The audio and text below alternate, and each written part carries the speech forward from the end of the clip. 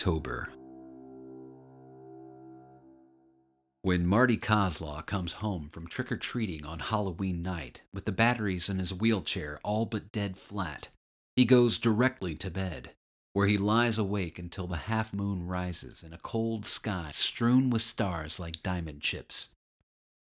Outside, on the veranda, where his life was saved by a string of 4th of July firecrackers, a chill wind blows brown leaves in swirling, aimless corkscrews on the flagstones. They rattle like old bones. The October full moon has come and gone in Tarker's Mills, with no new murder. The second month in a row this has happened. Some of the townspeople, Stan Pelkey, the barber, is one, and Cal Blodwin, who owns Blodwin Chevrolet, the town's only car dealership, is another, believe that the terror is over. The killer was a drifter or a tramp living out in the woods, and now he has moved on, just as they said he would. Others, however, are not so sure. These are the ones who do long reckoning on the 4 deer found slaughtered out by the turnpike the day after the October full moon, and upon Elmer Zinnemann's 11 pigs, killed at full moon time in September. The argument rages at the pub over beers during the long autumn nights.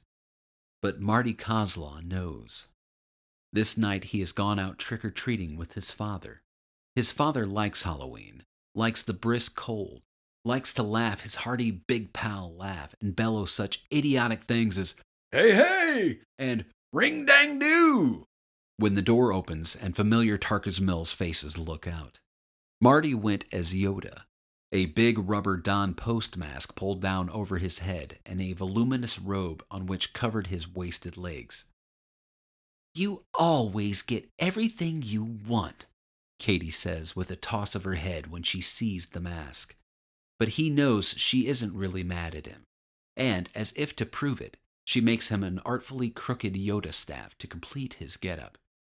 But perhaps sad because she is now considered too old to go trick-or-treating. Instead, she will go to a party with her junior high school friends.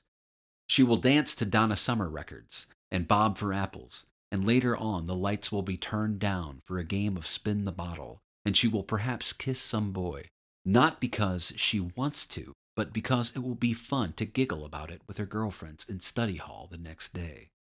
Marty's dad takes Marty in the van because the van has a built-in ramp he can use to get Marty in and out.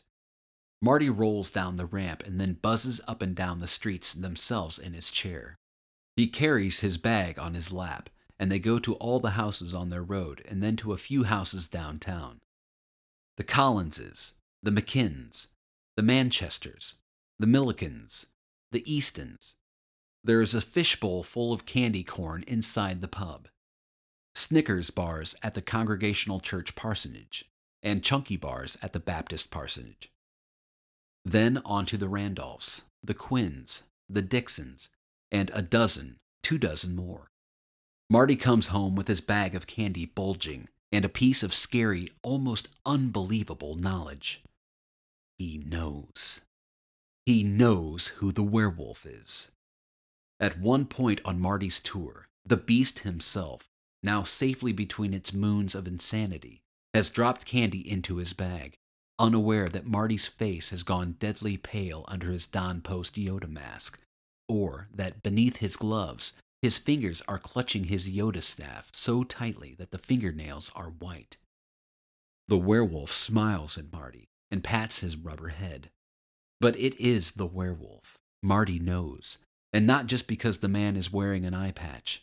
There is something else, some vital similarity in this man's human face to the snarling face of the animal he saw on the silvery summer night almost 4 months ago now. Since returning to Tarker's Mills from Vermont the day after Labor Day, Marty has kept a watch, sure that he will see the werewolf sooner or later, and sure that he will know him when he does, because the werewolf will be a one-eyed man.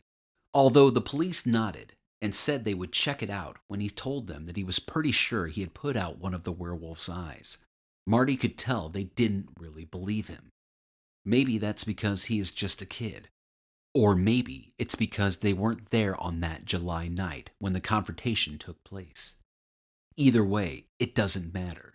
He knew it was so. Tarker's Mills is a small town, but it is spread out, and until tonight Marty has not seen a one-eyed man, and he has not dared to ask questions. His mother is already afraid that the July episode may have permanently marked him. He is afraid that if he tries any out-and-out sleuthing, it will eventually get back to her. Besides, Tarker's Mills is a small town. Sooner or later, he will see the beast with his human face on. Going home, Mr. Coslaw, Coach Coslaw, to his thousands of students, past and present, thinks Marty is so quiet because the evening and the excitement of the evening has tired him out. In truth, this is not so. Marty has never, except on the night of the wonderful bag of fireworks, felt so awake and alive. And his principal thought is this. It had taken him almost 60 days after returning home to discover the werewolf's identity because he, Marty, is a Catholic and attends St. Mary's on the outskirts of town. The man with the eye patch, the man who dropped a chunky bar into his bag and then smiled and patted him on the top of his rubber head, is not a Catholic. Far from it. The beast is the Reverend Lester Lowe of the Grace Baptist Church. Leaning out the door, smiling, Marty sees the eye patch clearly in the yellow lamplight falling through the door. It gives the mousy little Reverend an almost piratical look. "Sorry about your eye, Reverend Lowe," Mr. Coslaw said in his booming big pal voice.